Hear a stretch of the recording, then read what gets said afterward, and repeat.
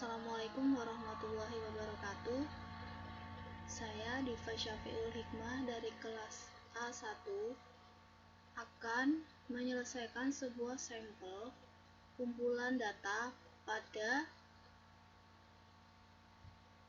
penelitian mengenai aktivitas antibakteri ekstrak etanol daun sawo terhadap bakteri Staphylococcus aureus pada data penelitian yang tersaji pada tabel berikut.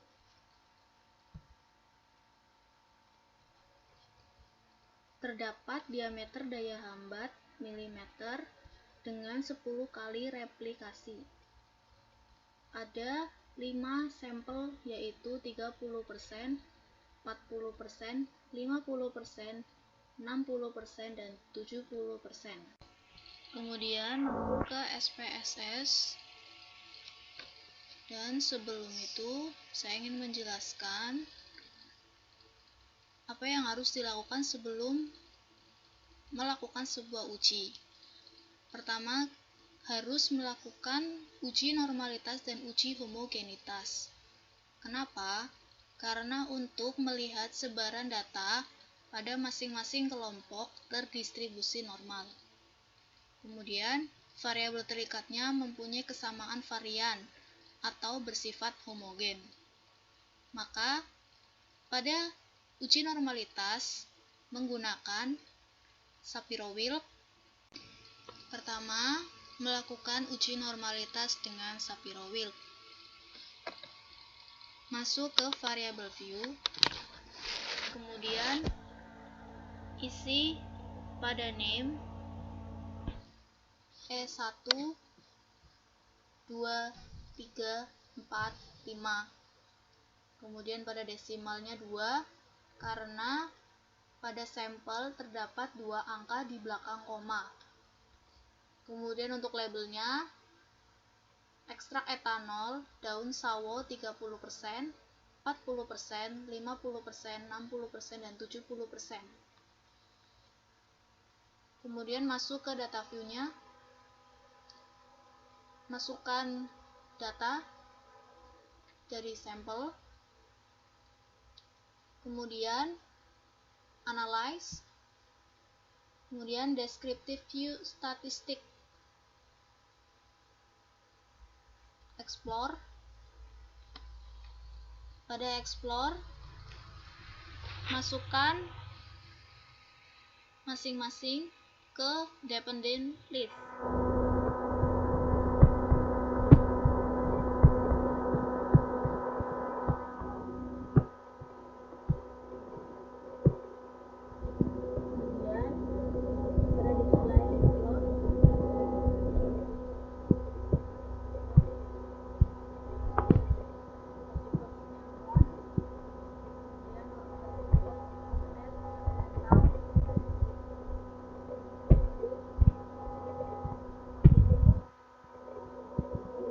Klik OK.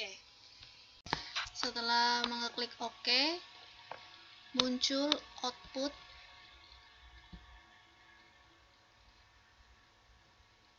menggunakan output test of normality di Shapiro-Wilk. Pada nilai signifikannya di sini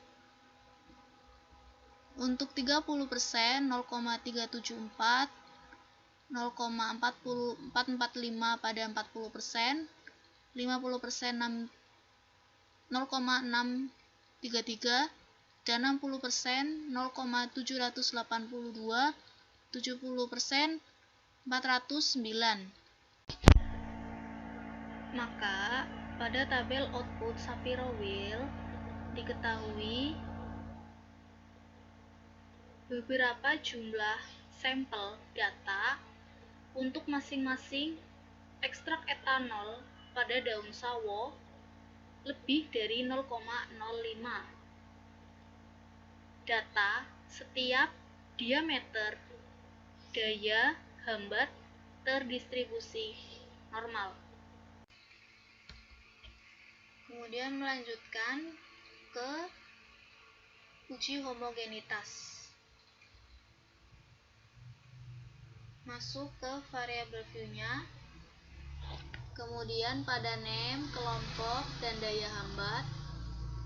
Untuk desimalnya kelompok 0, daya hambat 2 karena pada sampel terdapat 2 angka di belakang koma. Untuk labelnya kelompok daya hambat, values-nya. Untuk pengkodean pada 30% 1, 40% 2, dan seterusnya. Terakhir 70% 5. Kemudian klik OK. Kemudian masuk ke data view-nya. Masukkan data.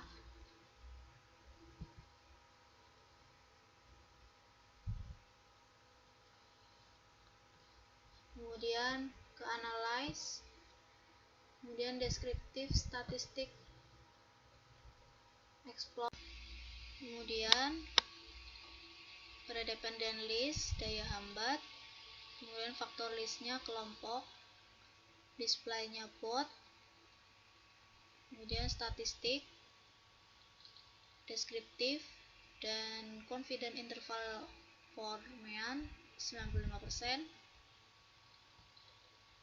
Kemudian plots, di sini non pada box plotsnya, terus di sini power estimation di spread versus level with 11 test. Kemudian continue, kemudian klik OK. Kemudian di sini muncul outputnya.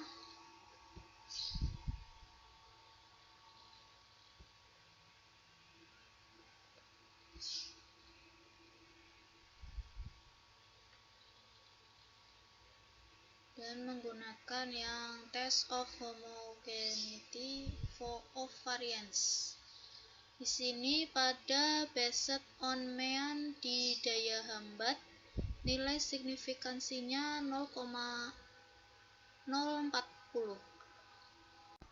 Maka nilai signifikansi lebih dari 0,05. Data pada setiap diameter daya hambat terdistribusi homogen. Maka dari hasil uji normalitas dan uji homogenitas, sampel data dengan uji bedanya variabel tepat. Kemudian melanjutkan ke uji Kruskal-Wallis. Pada uji Kruskal-Wallis, ini adalah uji non-parametik. Karena saat melakukan uji ANOVA, datanya tidak terdistribusi normal atau homogen. Karena pada hasil uji ANOVA tidak memenuhi syarat, yaitu sebaran data tidak normal, kemudian variabel terikatnya tidak homogen, dilanjutkan ke uji Kruskal-Wallis. Apa itu uji Kruskal-Wallis? Uji non-parametik. Digunakan jika uji ANOVA tidak memenuhi syarat. Kemudian kita langsung saja masuk ke variable view-nya, masukkan kelompok daya hambat, kemudian desimalnya 2 karena pada sampel terdapat 2 angka di belakang koma. Kemudian untuk values-nya di kelompok seperti ini. Kemudian klik OK. Untuk labelnya kelompok dan daya hambat. Kemudian langsung ke data view-nya. Data view-nya di sini analyze. Kemudian ke non-parametric test. Kemudian legacy dialog. Kemudian ke independent sample. Kemudian untuk kelompok masuk ke grouping variable, daya hambat, test variable list. Test type-nya Kruskal-Wallis. Kemudian di sini untuk grouping variabelnya define range. Di sini 1 dan 4. Minimum 1, maksimumnya 4. Continue. Setelah itu klik OK. Kemudian muncul output Kruskal-Wallis test. Di sini pada tes statistik di asim sig, yaitu daya hambatnya 0,000. Berdasarkan output, maka ada perbedaan yang signifikan antara kelima data. Dapat disimpulkan, berdasarkan hasil penelitian tersebut, terdapat perbedaan yang signifikan antara konsentrasi ekstrak etanol daun sawo terhadap diameter daya hambat terhadap bakteri Staphylococcus aureus. Terima kasih atas perhatiannya. Mohon maaf bila ada salah kata dan kekurangan dalam menyampaikan. Wassalamualaikum warahmatullahi wabarakatuh.